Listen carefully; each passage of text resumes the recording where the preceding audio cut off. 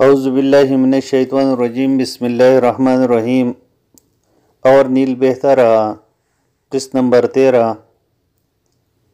Part 3۔ شہر کے صدر دروازے سے فاتحین کی حیثیت سے شہر میں داخل ہوئے۔ یہ شام کا آخری قلعہ تھا، وہ بھی فتح ہو گیا اور شام کے فتح پر مسلمانوں کی مہر ثبت ہو گئی۔ خالد بن ولید اس جگہ گئے جہاں شہر کے لوگوں کو اکٹھا کیا گیا تھا، ہتھیار ڈالنے والوں کو بھی وہی لے گئے تھے، اور خالد بن ولید نے ان سے مختصر سا خطاب کیا۔ الجزیرہ کے لوگوں، خالد بن ولید نے کہا، ہم نے یہ شہر لڑ کر لیا ہے اور تم نے ہمیں جانی نقصان پہنچایا ہے۔ تمہارے ساتھ ہمارا سلوک کچھ اور ہونا چاہیے تھا، لیکن میں اس راستے پر چلوں گا جو مجھے ہمارے امیر المومنین حضرت عمر بن خطاب رضی اللہ تعالیٰ عنہ نے دکھایا ہے۔ ہمارے دستور کے مطابق تم سب کو اسلام قبول کر لینا چاہیے، اور پھر ہمارا حق ہے کہ تم سے تاوان بھی وصول کریں، لیکن بنو تغلیب نے ہتھیار ڈالے تھے تو ہمارے امیر المومنین نے حکم بھیجا تھا کہ کسی کو اسلام قبول کرنے پر مجبور نہ کیا جائے، اس کے بجائے جزیہ وصول کیا جائے۔ تم سب کو جزیہ دینا پڑے گا، اور جزیہ ہر ایک کی حیثیت کے مطابق وصول کیا جائے گا۔ تم لوگ ہمارے خلاف لڑنے کے لیے رومیوں کے ساتھ جا ملے تھے، تمہیں اس کی سزا ملنی چاہیے، لیکن ہم تمہیں کوئی سزا نہیں دیں گے۔ کیا شہر کے کسی بھی گھر میں لوٹ مار ہوئی ہے؟ کوئی مسلمان کسی گھر میں داخل ہوا ہے؟ نہیں، سپاسالار بہت سی آوازیں آئیں، جن کا مطلب یہ تھا کہ نہ لوٹ مار ہوئی ہے، نہ کوئی مسلمان کسی گھر میں داخل ہوا ہے، اور نہ ہوگا۔ خالد بن ولید نے کہا، ہم تمہارے عزت و آبرو اور تمہارے جان و مال کی محافظ ہیں، لیکن کسی نے ذرا سی بھی بدامنی یا غداری کی تو اسے قتل کر دیا جائے گا۔ مورخ لکھتے ہیں کہ حلب کے غیر مسلموں کے دلوں پر جو خوف بیٹھ گیا تھا وہ نکل گیا، اور کئی ایک نے اسی روز اسلام قبول کر لیا۔ سورج غروب ہونے میں ابھی بہت وقت باقی تھا۔ مجاہدین اپنے زخمی ساتھیوں اور شہیدوں کے لاشوں کو اٹھا رہے تھے، ان کی خواتین زخمیوں کو پانی پلاتے پھر رہے تھے، اور ان میں جو ذرا بھی چلنے کے قابل تھے انہیں سہارا دے کر وہاں پہنچا رہے تھے جہاں مرہم پٹی کا انتظام تھا۔ وہاں دو ہی آوازیں سنائی دیتی تھی، ایک زخمیوں کا کراہنے اور دوسرا پانی، خدا کے واسطے ایک بوند پانی۔ شارینہ بھی اسی کام میں مصروف تھی کہ وہ ایک زخمی کو دیکھ کر رک گئی اور حیرت زدگی کے عالم میں اس کے پاس بیٹھ گئی۔ یہ ایک نوجوان زخمی تھا جس کے چہرے اور سر پر تو کوئی زخم نہ تھا، لیکن اس کے تمام کپڑے لال سرخ ہو گئے تھے اور خون ابل کر نکل رہا تھا۔ تم یوکلس تو نہیں ہو سکتے؟ شارینہ نے کہا، شاہ ارکل کے بیٹے کا یہاں کیا کام؟ میں خواب تو نہیں دیکھ رہی؟ میں یوکلس ہی ہوں شارینہ، زخموں سے نڈھال یوکلس نے کہا۔ میں تمہیں دیکھ کر حیران ہو رہا ہوں، تم یہاں کیسے؟ یوکلس سے اچھی طرح بولا نہیں جا رہا تھا، وہ بولتا تھا تو اس کی آواز ڈوبنے لگتے تھے۔ چپ رہو یوکلس، شارینہ نے کہا، یہ وقت کہانیاں سنانے کا نہیں کہ تم یہاں کیسے آ گئے اور میں یہاں کس طرح آ پہنچی۔ یہ لو پانی پیو اور میں تمہیں اٹھا کر مرہم پٹی کے لیے لے چلتی ہوں۔ نہیں شارینہ، یوکلس نے کہا، میرا وقت پورا ہو چکا ہے، معلوم نہیں میں اب تک زندہ کیسے ہوں، مجھے یہی آخری سانسیں لینے دو۔ یوکلس نے شارینہ کا ایک ہاتھ پکڑ لیا۔ یہ تو الگ بات ہے کہ یوکلس انتھنوس کا بیٹا تھا، لیکن سب اسے شاہ ہرکل کا بیٹا کہتے تھے کیونکہ وہ ہرکل کے ایک بیوی لیزا کا بیٹا تھا۔ شارینہ بھی شاہ ہرکل کی بیٹی تھی، اس لیے وہ اور یوکلس ایک دوسرے کو بڑی اچھی طرح جانتے تھے۔ شارینہ نے یوکلس سے کہا کہ وہ مجاہدین کو بلواتے ہیں اور اسے وہاں سے اٹھا کر شہر میں لے چلے گئے، لیکن یوکلس نے شارینہ کا ہاتھ اور زیادہ مضبوطی سے پکڑ لیا اور زور سے سر ہلا کر کہنے لگا کہ وہ مرہم پٹی نہیں کروائے گا کیونکہ وہ بیکار ہو گئے۔ ادھر دور تک بکھری ہوئی لاشوں میں نوجوان روزی یوکلس کو ڈھونڈتے پھر رہی تھی۔ عورتوں کے لیے باہر نکلنے کی پابندی تھی، لیکن وہ چپاتی کسی طرح گھر سے ہی نہیں بلکہ شہر سے نکل آئی اور اس کو ڈھونڈتے رہی تھی۔ شاید کسی نے بتایا تھا کہ یوکلس مارا گیا ہے یا بری طرح زخمی ہو گیا ہے۔ روزی پاگلوں کی طرح زخمیوں اور لاشوں کو دیکھتے پھر رہی تھی۔ وہ کئی بار کسی نہ کسی لاش سے ٹھوکر کھا کر گری اور اٹھ کر پھر زخمیوں اور لاشوں کو دیکھنے لگتی۔ آخر وہ وہاں تک جا پہنچی جہاں شارینہ یوکلس کے پاس بیٹھی ہوئی تھی۔ یوکلس کو دیکھ کر وہ اس کے اوپر گری اور دیوانہ وار اس کے منہ پر ہاتھ پھیرنے لگی۔ اٹھنے کی کوشش کرو یوکلس، شارینہ نے اپنا ایک بازو یوکلس کے کندھوں کے نیچے لے جاتے ہوئے کہا۔ ہم دونوں تمہیں اٹھا کر لے جائیں گے۔ ہم اٹھا لیں گے یوکلس، روزی نے کہا۔ میں تمہارے ہی انتظار میں تھا روزی، یوکلس نے روزی سے کہا۔ میرے ماں سے کہنا۔ اس سے آگے وہ کچھ نہ کہہ سکا، آنکھیں پترا گئی۔ روزی کے سینے سے ایک چیخ نکلی اور وہ لاش سے لپٹ گئی۔ شارینہ وہاں سے اٹھی اور ایک آہ لے کر وہاں سے چلی گئی۔ اس نے روزی سے یہ بھی نہ پوچھا کہ وہ کون ہے، کیا وہ زمانہ تھا، کیا وہ مسلمان اور کیا ان کا ایمان تھا۔ آج کے پیمانوں سے ناپو تو لگتا ہے کہ حساب غلط ہو گیا ہے، اور یہ جو ہم اسلامی فتویٰ کی تاریخی کہانی پڑھتے ہیں یہ افسانے ہیں۔ یہ تو انسانی فطرت کے مظاہرے ہیں جو قدرت کی اٹل اصولوں کے تحت ظہور پذیر ہوتے ہیں، اور یہ عمل اور رد عمل کا فلسفہ ہے کہ رد عمل کے مطابق ہی ہوتا ہے۔ انسان غلط سوچوں میں پڑ جائے تو دماغ کا کمپیوٹر جو جواب دیتا ہے وہ غلط ہی ہوتا ہے۔ مسلمان ایمان سے دستبردار ہو جائے تو اس کے نگاہ میں کل کی حقیقت آج کا افسانہ بن جاتے ہیں۔ وہ بھی مسلمان ہی تھے جو ایمان کو ہی اپنا متاع عزیز سمجھتے تھے، اور ان کے نگاہوں میں اپنے جانوں کی کوئی اہمیت تھی ہی نہیں۔ وہ ایمان کی طاقت ہی تھی کہ ان مسلمانوں نے اس دور کے دیوہیکل جنگی طاقتوں کو افسانہ بنا ڈالا تھا، جیسے ان کی حقیقت تھی ہی نہیں۔ یہ فارس، ایران اور روم کی طاقتیں تھیں جو آپس میں ٹکراتی تھی تو یوں لگتا تھا جیسے زمین و آسمان ہل رہے ہوں۔ کسریٰ ایران یعنی بادشاہ وقت کو لوگ خدا کا بیٹا مانتے تھے۔ جنگی طاقت ہو اور قدموں میں دنیا کا خزانہ پڑا ہوا ہو تو انسان اپنے آپ کو فرعونوں کی طرح خدا بھی سمجھ لیتا ہے۔ کسریٰ تو اپنے آپ کو خدا کا بیٹا کہتے تھے۔ خدا کے اور خدا کے رسول صلی اللہ علیہ وسلم کی شیدائی جب پیغام حق لے کر نکلے تو خدا کا بیٹا یزدگر اپنے دارالحکومت مدین تمام تر خزانے سمیت مسلمانوں کے قدموں میں پھینک کر بھاگ گیا۔ یہ ایران کا آخری کسریٰ تھا۔ اس کی پوری سلطنت پر مسلمانوں کا قبضہ ہو گیا اور اس کے ساتھ ہی شہنشاہیت کا خاتمہ ہو گیا۔ ہم فتح مصر کی جو داستان سنا رہے ہیں اس کے ساتھ یزدگرد کے فرار اور انجام کا کوئی تعلق تو نہیں، لیکن ضرورت محسوس ہوتے ہیں کہ اسلام کی اصل روح پیش کرنے کے لیے یہ واقعہ مختصر بیان کر دیا جائے۔ یزدگرد ایران مجاہدین کے حوالے کر کے ترکستان جا کر پناہ گزین ہوا اور اس امید کو دل میں زندہ رکھا کہ ایک نہ ایک دن ایران میں مسلمانوں میں بغاوت کرانے میں کامیاب ہو جائے گا، اور اس موقع پر وہ ایران جا پہنچے گا اور اس کی سلطنت اسے واپس مل جائے گی، اور کسی ایک بھی مسلمان کو وہاں سے زندہ نہیں نکلنے دے گا۔ برسوں بعد اسے یہ موقع مل گیا۔ اس وقت حضرت عثمان بن عفان رضی اللہ تعالیٰ عنہ خلیفہ تھے۔ خراسان میں بغاوت ہو گئی۔ یزدگرد نے اس موقع کو غنیمت جانا اور ترکستان سے مرو جا پہنچا۔ اس نے مختلف سرداروں سے رابطہ کیا اور بغاوت کی آگ پر تیل چھڑکنے کی بہت کوشش کی، لیکن مسلمانوں نے جلد ہی بغاوت پر قابو پا لیا۔ یزدگرد نے کچھ لوگ اپنے گرد اکٹھا کر لیے تھے، وہ سب بھاگ نکلے۔ یزدگرد مجبور ہو گیا کہ جہاں سے آیا تھا وہی بھاگ جائے، لیکن اب اس کے لیے بھاگنا بھی آسان نہیں رہا تھا۔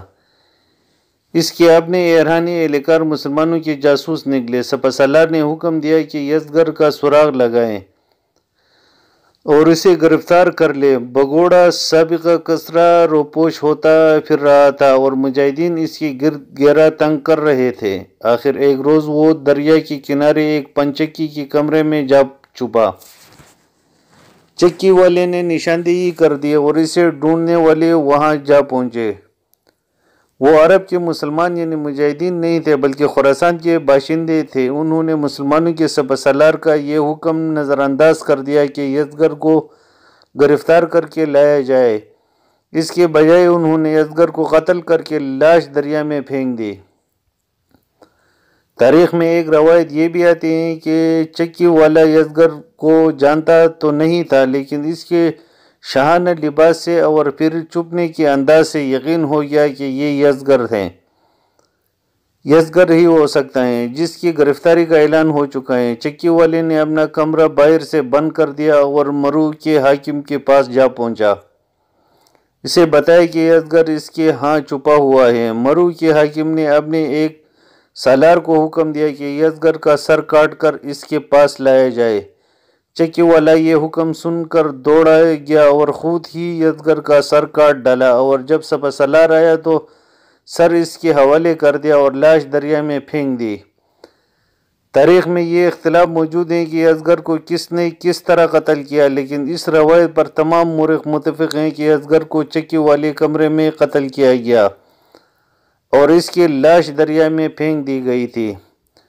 کسریٰ ایران کی آتش پرست سلطنت یوں تاریخ کی قبرستان میں دفن ہو گئی، اور دوسری طرف قیصر روم جو جنگی طاقت اور مال و دولت کے لحاظ سے یقیناً دیوہیکل تھا، پناہ ڈھونڈ رہا تھا۔ اسے شام سے جس طرح بے دخل کیا گیا تھا وہ سنایا جا چکا ہے۔ حلب شام کا آخری قلعہ تھا، وہ بھی مجاہدین نے فتح کر لیا، تو قیصر روم شاہ ہرقل کے ساتھ وہی بات بن گئی، نہ پائے رفتن نہ جائے ماندن۔ شام تو قلعوں کا ملک تھا، اور بعض قلعے اس قدر مضبوط تھے کہ انہیں ناقابل تسخیر سمجھا جاتا تھا، لیکن کوئی بھی قلعہ ہرقل کو پناہ نہ دے سکا۔ اس کی فوج تو لڑتے اور پسپا ہوتے چلی جا رہی تھی، اور جب آدھا شام مجاہدین نے فتح کر لیا تو ہرقل نے اپنے فوج کو مجاہدین کے رحم و کرم پر چھوڑ کر راہ فرار اختیار کر لی۔ اسے یہ خطرہ صاف نظر آنے لگا تھا کہ وہ گرفتار ہو جائے گا۔ وہ گرفتاری سے بچنے کے لیے بھاگا پھر رہا تھا۔ آخر اسے انطاکیہ ایک محفوظ مقام نظر آیا اور وہاں جا پناہ لی، لیکن سپہ سالار ابو عبیدہ وہاں بھی جا پہنچے اور ہرقل کے محصور فوج بھاگ نکلی۔ ہرقل وہاں سے بھی زندہ و سلامت نکل گیا اور اسے راہ میں مقام نظر آیا۔ یہاں کا قلعہ خاصا مضبوط تھا، لیکن مجاہدین اسلام وہاں بھی جا گرجے اور ہرقل نکل بھاگا۔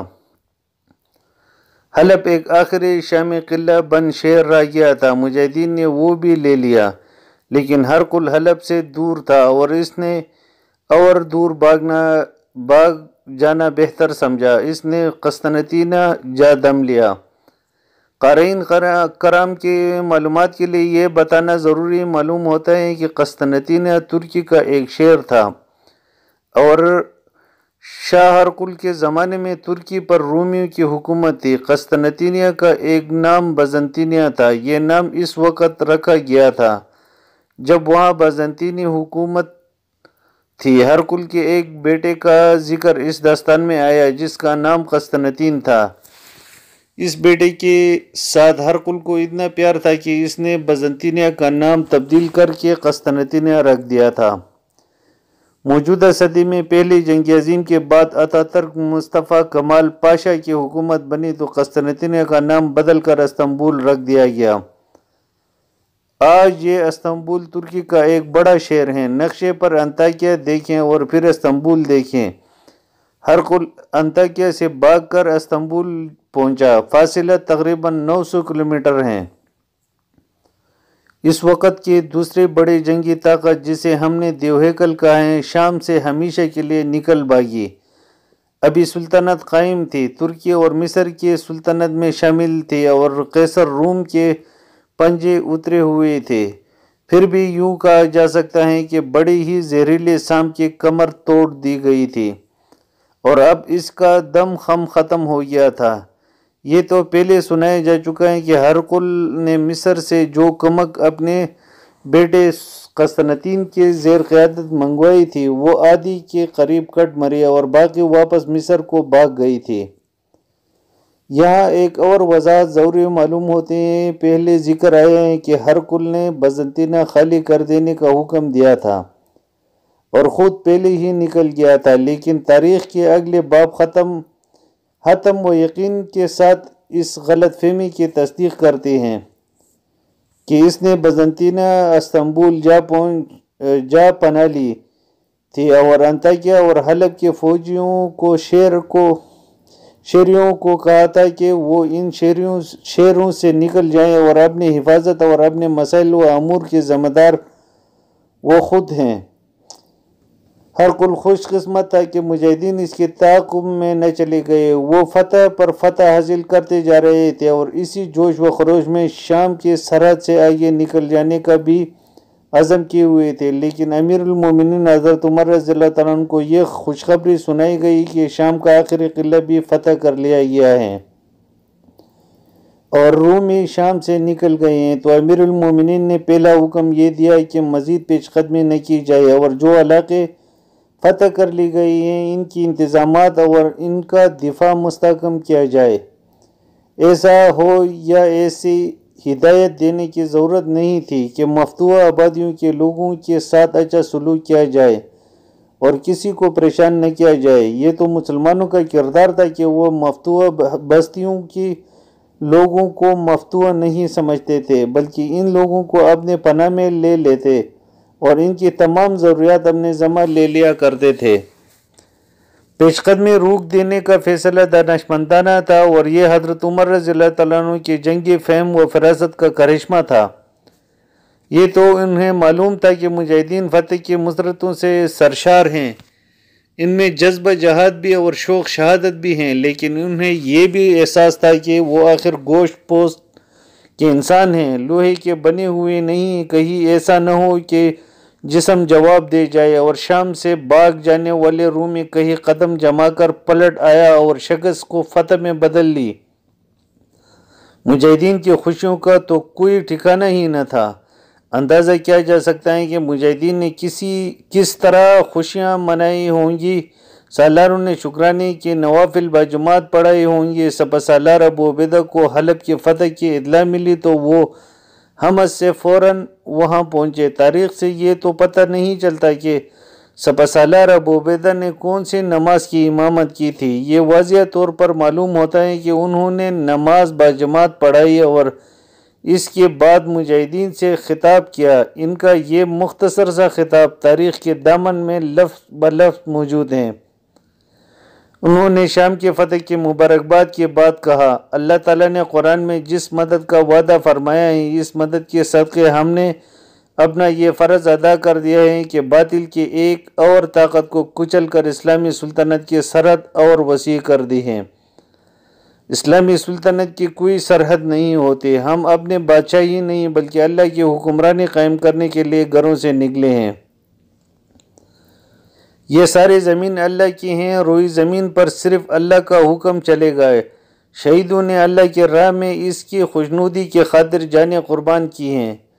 شہیدوں کو تو اللہ نے اپنے ہاں پناہ دے دی ہے۔ قربانی ان کی دیکھیں جو بازو یا ٹانگ یا بینائی سے محروم ہو گئے ہیں اور زندہ ہیں اور باقی عمر معذوری میں گزاریں گے، لیکن وہ کسی کے محتاج نہیں رہیں گے۔ اللہ نے ان کے بال بچوں کا اور ان کے بوڑھے ماں باپ کا رزق اپنے ذمہ لے رکھا ہے۔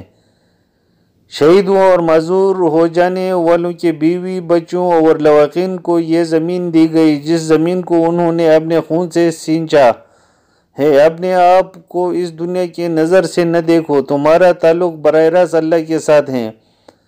تم ہر روز قرآن پڑھتے ہو، کیا تم نے پڑھا یا سنا نہیں کہ اللہ نے تمہیں بہترین امت کہا ہے اور تمہیں اعزاز یہ بخشا ہے تو ان کی بھلائی کا کام کرتے ہو اور لوگوں کو برائی سے بچاتے ہو۔ اس سے بڑی بھلائی اور کیا ہوگی کہ لوگوں کو ظالم بادشاہوں سے نجات دلائی اور انہیں باطل کی زنجیروں سے آزاد کر کے سیدھے راستے پر ڈالا جائے۔ اپنے آپ کو بے یار و مددگار نہ سمجھنا، اللہ تمہارے ساتھ ہیں۔ ہم اس داستان کو کچھ دن پیچھے اس مقام پر لے جاتے ہیں جب حلب فتح ہو گیا تھا۔ مجاہدین شہر میں داخل ہوئے تھے اور داخل ہو رہے تھے اور شہر کے ارد گرد قبائلی عیسائیوں کے لاشیں دور دور تک بکھرے ہوئے تھے۔ شہر کی عورتیں اور ان کے بچے شہر سے نکل گئے تھے اور اپنے عزیزوں کی لاشیں ڈھونڈ رہے تھے۔ ان کی آہ و بکا سے دل دہل رہے تھے۔ ایک عورت بڑے بلند ہی چیخ نما آواز میں کہتی پھر رہی تھی کہ ہمارے آدمیوں نے آخر کس کی لڑائی لڑی ہے اور کس کی خاطر کٹ مرے ہیں؟ دونوں رومی جرنیلوں نے ہمارے آدمیوں کو گمراہ کیا تھا۔ یہ بھی ایک عورت کی آواز تھی جو کئی عورتوں کی آواز بن گئی۔ ایک بڑی خوبصورت رومن آئی تھی۔ ایک اور آواز سنائی دی، وہ عورتوں کو بھی لڑانے کے لیے تیار کر رہے تھے۔ وہی کہاں ہے؟ کسی عورت نے پوچھا۔ زندہ نظر آ جائے تو اسے بھی اس طرح کاٹ دو جس طرح ہمارے آدمی کٹ گئے ہیں۔ یہ ایک اور عورت کی جلی کٹی آواز تھی۔ یہ رونا اب عورتوں کے لیے ہی تھا جن کے آدمی مارے گئے یا اتنے زخمی ہو گئے تھے کہ ان کے زندہ رہنے کی امید کچھ زیادہ نہیں تھی۔ بچے گلیوں میں روتے پھر رہے تھے۔ عورتیں ہرکل کی بیوی لیزا کو کوس رہے تھے۔ اسے عورتیں انتھنوس کی بیوی سمجھتے رہے تھے۔ لیزا کو اس لڑائی کے ساتھ ذرا بھی دلچسپی نہیں تھی۔ یہ پہلے تفصیل سے بیان ہو چکا ہے کہ اس نے اپنے خاوند شارکل کو دھوکہ دے کر رومی فوج کے جرنیل انتھنوس کے ساتھ قابل اعتراض مراسم قائم کر لی تھی اور اس کا ایک بیٹا پیدا کیا تھا جس کا نام یوکلس تھا۔ حلب میں آ کر لیزا نے انتھنوس سے بے وفائی کی اور روم کے فوجی افسر روتاس کے ساتھ ویسے ہی نازیبا تعلقات قائم کر لی تھی، اور اس گناہ کی سزا اسے یوں ملی کہ ان دونوں نے تلواروں کے جو وار ایک دوسرے پر کی تھی وہ لیزا پر پڑے اور دونوں تلوار اس کے جسم کے پار ہو گئے تھے۔ لیزا یہی کچھ تھی اور یہی اس کا کردار تھا، لیکن عیسائی قبیلوں کی عورتیں اس کے پاس آ جاتی تو وہ انہیں مسلمانوں کے خلاف بھڑکاتی اور کہتی تھی کہ اپنے آدمیوں کو مسلمانوں کے خلاف لڑنے کے لیے تیار کریں اور خود بھی تیار ہو جائیں۔ لڑائی کا جو نتیجہ نکلا وہ ان عورتوں نے دیکھ لیا اور اب وہ اپنے آدمیوں کا ماتم کر رہی تھی۔ انہیں اب محسوس ہونے لگا کہ ان کے آدمیوں نے ایک بے مقصد لڑائی لڑی۔ کسی نے بتایا ہے اس کا جرنیل خاوند مارا گیا ہے۔ ایک عورت ہر کسی کو بلند آواز سے بتاتی پھر رہی تھی۔ دوسرا رومی جرنیل بھی سنا ہے مارا گیا ہے، اس کے بیٹے کا کچھ پتہ نہیں۔ انتھنوس کی بیوی کو ڈھونڈو، کہاں ہے؟ ایک معمر عورت نے کہا۔ مل جائے تو اسے خنجروں سے چھلنی کر دو۔ عورتیں شہر میں ایک جگہ اکٹھا ہو گئی تھی۔ کسی نے انہیں بتایا کہ لیزا اس مکان میں مری پڑی ہے جس میں رومی فوج کا دوسرا جرنیل یعنی روتاس رہتا تھا۔ یہ سب عورتیں اس طرف دوڑ پڑی۔ مکان کا دروازہ کھلا تھا۔ اندر جا کر سب نے دیکھا کہ صحن میں لیزا خون میں نہائی پڑی تھی۔ عورتوں نے اپنے الفاظ اور انداز میں نفرت اور حقارت کا اظہار کیا۔ کسی نے کہا کہ اس کی لاش کو گھسیٹ کر باہر پھینک دو، ایک بولی کی لاش یہی پڑے رہنے دو اور مکان بند کر دو، اسے یہی کیڑے مکوڑے کھا جائیں گے۔ زخمیوں کو اٹھا کر شہر کے اندر لایا جا رہا تھا۔ ان کے لیے فوجی بارکیں موجود تھی اور کچھ لوگ اپنے زخمی عزیزوں کو اپنے گھروں کو لے جا رہے تھے۔ دوست اور دشمن کی تمیز ختم ہو گئے تھے۔ زخمی عیسائی یا مسلمانوں نے مرہم پٹی کی ذمہ داری اپنے ہاتھ میں لی تھی۔ مجاہدین کی عورتیں اسی کام میں مصروف تھیں۔ شارینہ بھی یہی کام کرتے پھر رہی تھی۔ وہ ایک گلی میں سے گزری تو اس کے کانوں میں یہ آواز پڑی کہ اس مکان کے اندر رومی جرنیل کی بیوی کی لاش پڑی ہے۔ شارینہ مکان میں چلی گئی۔ وہاں اب 2-3 عورتیں رہ گئی تھی۔ شارینہ نے دیکھا تو حیران رہ گئی، وہ تو لیزا کی لاش تھی۔ لیزا کو وہ بہت ہی اچھی طرح جانتی تھی۔ لیزا کے سامنے ہی وہ ہرکل کے محل میں پلی اور جوان ہوئی تھی۔ اس کی اپنی ماں بھی ہرکل کی بیوی تھی۔ شارینہ ایک تو یہ دیکھ کر حیرت زدہ ہوئی کہ لیزا یہاں تک کس طرح پہنچی۔ حیرت کی دوسری وجہ یہ تھی کہ اسے قتل کس نے کیا۔ مسلمان تو عورت پر ہاتھ اٹھانا گناہ کبیرہ سمجھتے تھے۔ شارینہ نے جب یہ سنا تھا کہ 2 رومی جرنیل بھی مارے گئے ہیں تو اس نے دونوں کی لاشیں دیکھی تو وہ چونکہ شاہی خاندان کی لڑکی تھی اس لیے اپنے فوج کے تمام جرنیلوں کو جانتی تھی۔ انتھنوس کی لاش دیکھ کر بھی وہ حیران ہوئی تھی۔ روتاس کو تو وہ اور ہی اچھی طرح جانتی تھی۔ روتاس کو حمص میں سپہ سالار ابو عبیدہ کے حکم سے نظر بند رکھا گیا اور شارینہ اسے ملتی ملاتی رہتی تھی۔ جب اس نے لیزا کی لاش دیکھی تو اسے اس سوال کا جواب نہیں مل رہا تھا کہ یہ عورت یہاں تک کس طرح اور کیوں آئی۔ انتھنوس اور روتاس کے متعلق تو اس نے خود ہی سوچ لیا کہ حلب کے عیسائیوں کو ان دونوں نے ہی مسلمانوں کے خلاف لڑایا ہے اور انتھنوس کو اس مقصد کے لیے ہرکل نے بھیجا ہوگا، لیکن ہرکل نے اپنے ایک بیوی کو کیوں بھیج دیا؟ وہ کچھ بھی نہ سمجھ سکی۔ جو 2-3 عورتیں لاش کے پاس کھڑی تھی وہ بھی باہر چلے گئے اور شارینہ حیران و پریشان اکیلی وہاں کھڑی لاش کو دیکھتے رہی۔ نہیں، شارینہ کو ایک نسوانی آواز سنائی دی، یہ نہیں ہو سکتا، سب جھوٹ بولتے ہیں۔ شارینہ نے چونک کر دیکھا، یہ وہی نوجوان اور خوبصورت لڑکی تھی جو اسے یوکلس کی لاش پر ملی تھی۔ یوکلس نے اسے روزی کے نام سے پکارا تھا اور اس کے فوراً بعد وہ مر گیا تھا۔ شارینہ اس لڑکی کو یوکلس کے پاس بیٹھے اور چیخ کر روتے چھوڑ آئی تھی۔ اس سے اتنا بھی نہ پوچھا کہ وہ ہے کون۔ اب شاید روزی کو کسی نے بتایا ہوگا کہ یوکلس کی ماں کی لاش فلاں مکان میں پڑی ہے۔ وہ دوڑتے آئے اور لیزا کی لاش کو اس طرح چھیڑنے لگی جیسے اسے نیند سے جگا رہی ہو۔ تم نہیں مر سکتے، ماں روزی نے لیزا کی لاش کے سر کو ہلاتے ہوئے کہا۔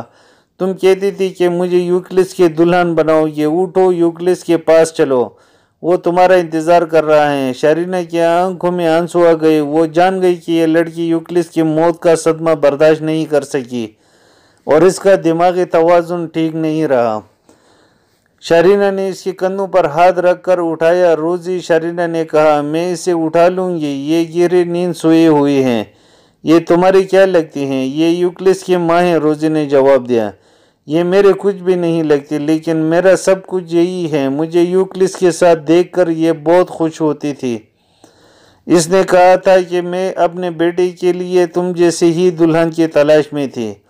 شارینہ کو اس لڑکی پر ترس آنے لگا اور وہ سوچنے لگی کہ اسے کس طرح حقیقت میں لائے کہ یہ قبول کر لے کہ یوکلس بھی مر چکا ہے اور یوکلس کی ماں بھی مر گئی ہے اور یہ دونوں اب کبھی اس دنیا میں واپس نہیں آئے گی۔ لیکن روزی تصوراتی دنیا میں کھو گئی تھی۔ شارینہ اس کے ساتھ باتیں کرتے رہی، لیکن یہ نہ کہا کہ یہ عورت جو صحن میں پڑی ہے زندہ نہیں۔ اتنے میں ایک اور عورت اس مکان میں آ گئی اور اس لڑکی کو اپنے بازو میں لے لیا۔ یہ عورت عمر اور شکل و صورت سے روزی کی ماں معلوم ہوتی تھی۔